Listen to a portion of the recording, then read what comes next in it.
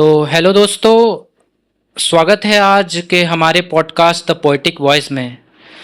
आज की जो हमारी गेस्ट हैं वो हैं विदुषी सहाना जी, जिनका स्वागत मैं उन्हीं की कुछ पंक्तियों के द्वारा करना चाहूँगा कि कोई भी सुकून से नहीं है जिंदगानी में, हर बार नया शख्स ढूंढता है कहानी में।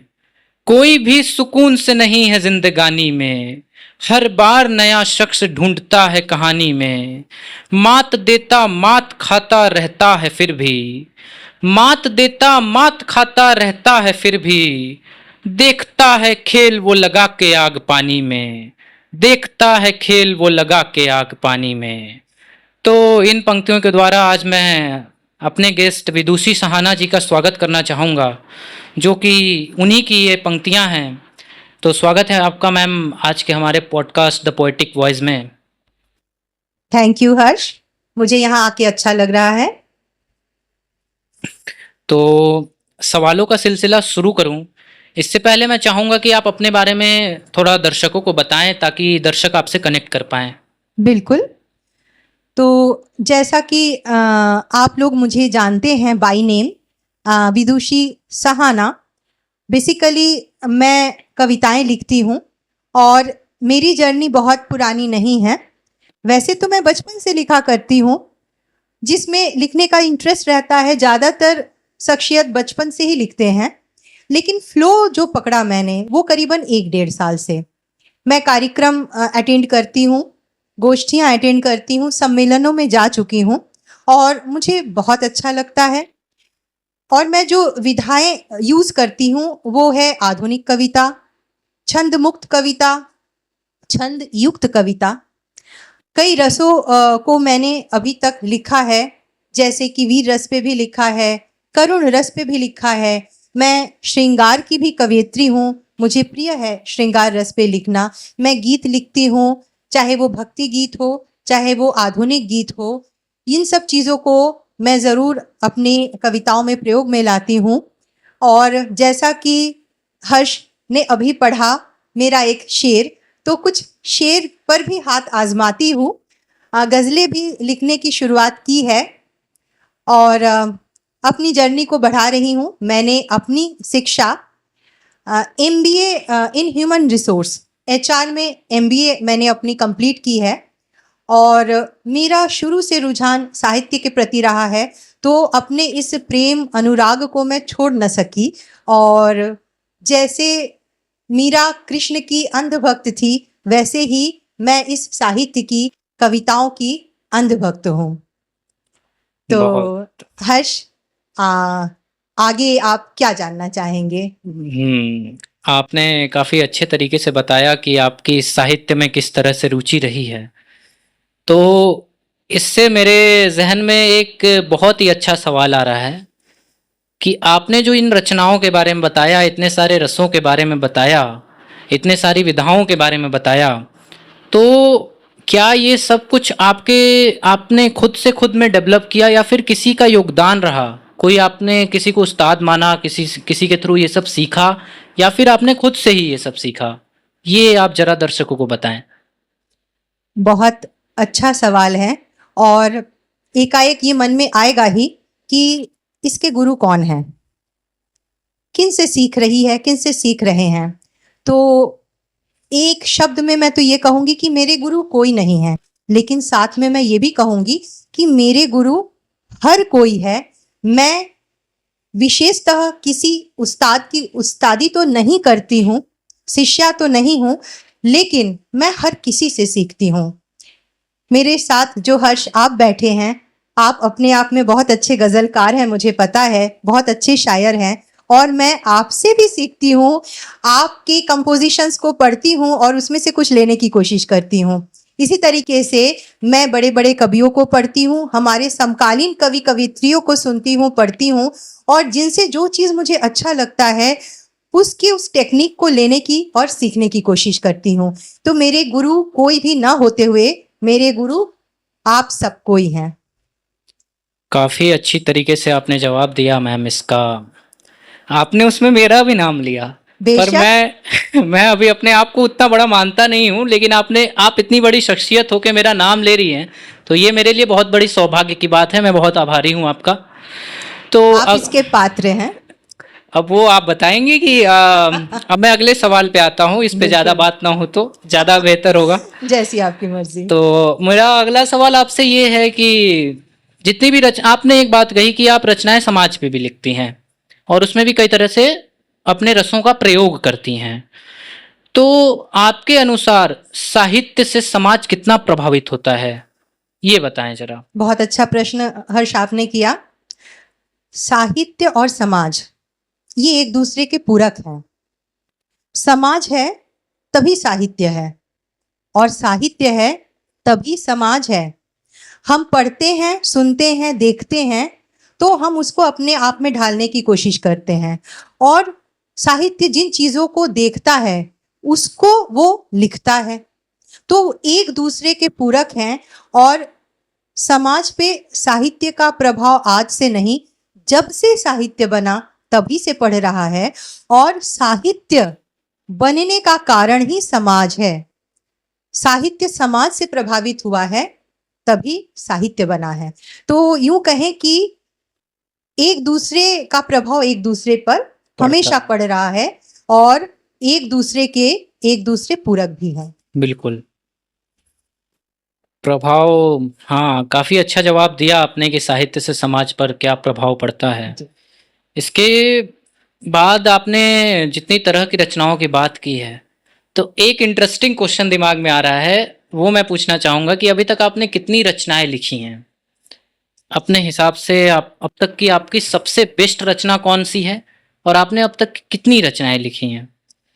अब तक मैंने कितनी रचनाएं लिखी हैं, मुझे पता है इसकी कोई संख्या नहीं होगा लेकिन फिर भी very difficult question for me कि आपने कितनी रचनाएं लिखी हैं, क्योंकि जो रचनाकार होते हैं, जो कि आप भी हैं, हम लोग दिन में जाने कितनी रचनाएं कर डालते हैं, कभी कलम के माध्यम से, कभी मोबाइल पे, और कभी दिमाग में ही कर डालते हैं।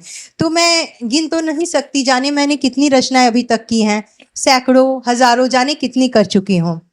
हाँ, उसमें से कुछ रचनाएं जो हैं वो काफ़ी मेरे दिल के करीब हैं, और कुछ क्या कहूँ, मेरी सारी रचनाएं मेरे दिल के करीब है। वो दिल से आवाज़ उठी है तभी मैंने उसको लिखी है, तभी मेरा कलम चला है। लेकिन कुछ रचनाएं मेरे सुनने वाले बार बार सुनना चाहते हैं, तो यानी कि उन रचनाओं को वो ज़्यादा पसंद करते हैं। मैं तो अपनी हर रचना पसंद करती हूँ, मैंने जो लिखा वही मेरा पसंदीदा है। लेकिन मेरी कुछ रचनाएं हैं जो मैं कहीं जाती हूँ तो ज़रूर कहते हैं कि विदुषी जी प्लीज़ आप आए हैं तो ये सुना दीजिए। तो कुछ ऐसी रचनाएं हैं जो मैं थोड़ा थोड़ा आपको कहना चाहूँगी। जैसे कि अभी हाल ही में काफ़ी मेरा सिग्नेचर छंद पोइट्री बना हुआ है, जो मैंने रावण पे रचा था, छंदात्मक, वीर रस पे है। कि उसकी कुछ पंक्तियां सुना दें। बिल्कुल बिल्कुल। कि विद्वान था प्रकांड वो विधान सारे जानता था, विद्वान था प्रकांड वो विधान सारे जानता था, ब्राह्मण था ज्ञानी वो त्रिलोचन को मानता था। कांप उठे सागर तल कांप उठे हिम शिखर, कांप उठे सागर तल कांप उठे हिम शिखर, अट्टहास करके वो वक्ष को जब तानता था, वो रावण था रावण हुंकार भरा प्लावन। क्या बात है। तो ऐसे ही कुछ श्रृंगार है। एक श्रृंगार मैंने लिखा था, और मैं जब उसको परफॉर्म कर रही थी, उस स्टेज में मुझे आप मिले थे हर्ष, आपको याद होगा, और इन्होंने बाद में कॉम्प्लीमेंट मुझे ये दिया था, बूंदों का आना जाना, इन्होंने कॉम्प्लीमेंट दिया था कि आप एक्सप्रेशन क्वीन हैं। तो आई डोंट नो, लेकिन इनका कॉम्प्लीमेंट अच्छा लगा था। तो मैंने सावन पे उस गीत को लिखा था कि सावन की सुंदरता, कि टिप टिप बूंदों का आना जाना फिर मेरी अंगनाई में, टिप टिप बूंदों का आना जाना फिर मेरी अंगनाई में, सावन का पायल छनकाना फिर मेरी अंगनाई में। क्या बात है। और एक और गीत मैंने गाया था, जो कि कभी कभी हर्ष से मेरी मुलाकात होती है तो कहते हैं कि उसको सुनाइए। तो दो लाइन सुनाया जाए। बिल्कुल बिल्कुल, स्वागत है। मेरे ख्वाबों को हंसी, मेरे ख्वाबों को हंसी, मेरे ख्वाबों को हंसी ऐसे बनाया न करो, मेरे ख्वाबों को हंसी ऐसे बनाया न करो, देखो बस ख्वाब में तुम लतिये लगाया न करो, पास जो आओ मेरे, पास जो आओ मेरे, पास जो आओ मेरे, इश्क जगाया न करो, क्या बात, मैं तो घायल सी हुई, मरहम ये लगाया न करो, क्या बात, मेरे ख्वाबों को हंसी। वाह वाह। जाने ऐसे कितने ही रचनाएं हैं जो मुझसे मेरे श्रोता सुनना चाहते हैं और मुझे खुशी होती है उसको गाते हुए, बोलते हुए। एक करुण रस भी हाल ही में मैंने लिखा और आपको मैंने सुनाया भी था, याद होगा हर्ष, सीता जी पे बिल्कुल बिल्कुल, करुण रस है। अस्सी घाट पे सुनाया था आपने। 80 घाट पे सुनाया था। याददाश्त तेज है।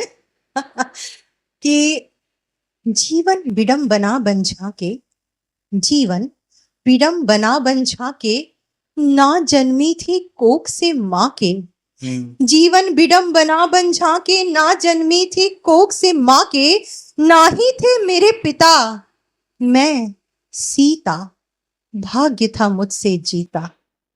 इसमें मैंने सीता जी के पूरे चरित्र को उभारने की कोशिश की है, उनको जीने की कोशिश की है। बिल्कुल। तो ऐसी बहुत सी रचनाएं हैं हर्ष जो मेरे दिल के बहुत करीब है।